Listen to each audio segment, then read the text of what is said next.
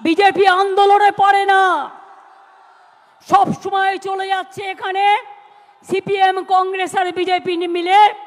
আমার কাছে 10 লক্ষ গভর্নমেন্ট চাকরি রেডি আছে, একটা কাজ করতে যাচ্ছি তো কোর্টে গিয়ে পিল খাচ্ছে, আর পিল খেয়ে বন্ধ করে দিচ্ছে।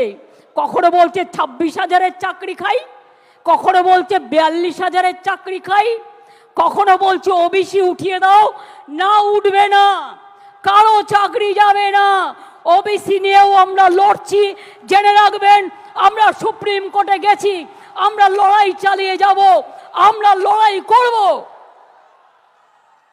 2 কোটির ওপর মানুষকে ওবিসি সার্টিফিকেট আমরা দিয়েছি, তারা আজকে নিজে পায়ে দাঁড়িয়েছে। ঐক্যশ্রী সংখ্যালঘু স্কলারশিপ দেয় না, আমরা দিই। আমরা বাংলায় প্রথম শিক্ষাশ্রী স্কলারশিপ তপশিলি আদিবাসী আমরা দিই।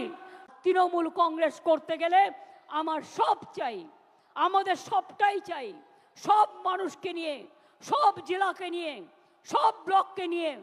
যেখানে যেখানে জিতেছেন ভালো করে মানুষকে গিয়ে ধন্যবাদ জানাবেন, তাদের কি বাকি আছে কাজটা করবেন, যেটা পারবেন না দলকে জানাবেন।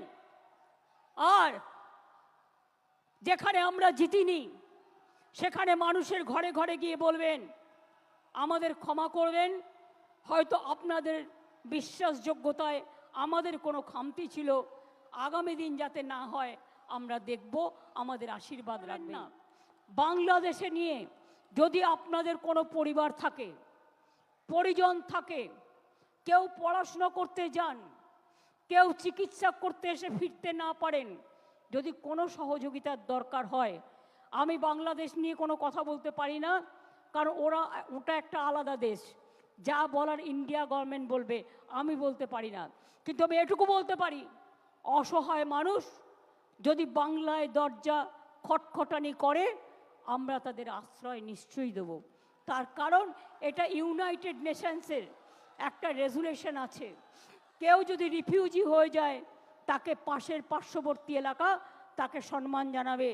যেমন আসামে একটা গন্ডগোল হয়েছিল বড়দের সাথে, আলিপুরদুয়ারে তারা দীর্ঘদিন ছিলেন, আমিও গিয়েছিলাম তাদের সাথে দেখা করতে। কিন্তু আপনাদের কাছে আমার আবেদন থাকবে, বাংলাদেশ নিয়ে আমরা যেন কোনো প্ররোচনাতে না যাই, আমরা যেন কোনো উত্তেজনাতে না যাই।